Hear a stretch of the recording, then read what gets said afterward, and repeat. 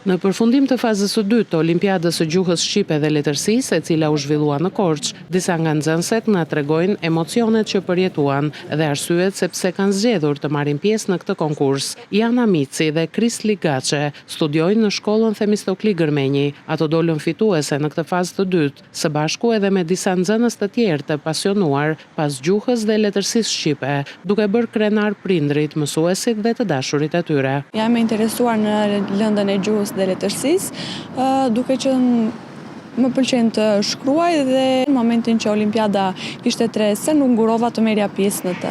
Patjetër që duhej impenjim, duhej angazhim dhe pavarësisht kësaj dhe mësuesit e lëndës ishin shumë të përkushtuar. Tani jam në pritje që të zhvilloj fazën e 3 të Olimpiadës dhe shpresoj që të dalë mirë dhe në këtë të fundit.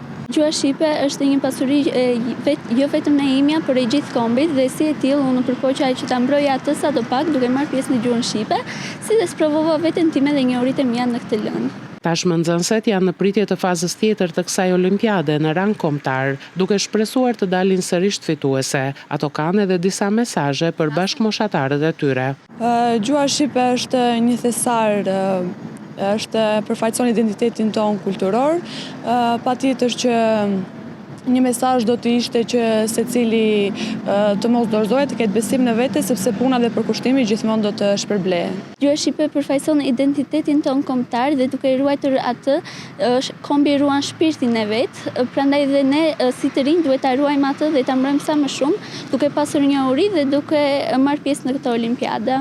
Olimpiada e gjuhës shqipe dhe letërsisë synon të nxjerrë në pah talentin, dijen dhe pasionin e nxënësve për gjuhën shqipe, duke shërbyer si një moment frymëzimi dhe vlerësimi për edukimin.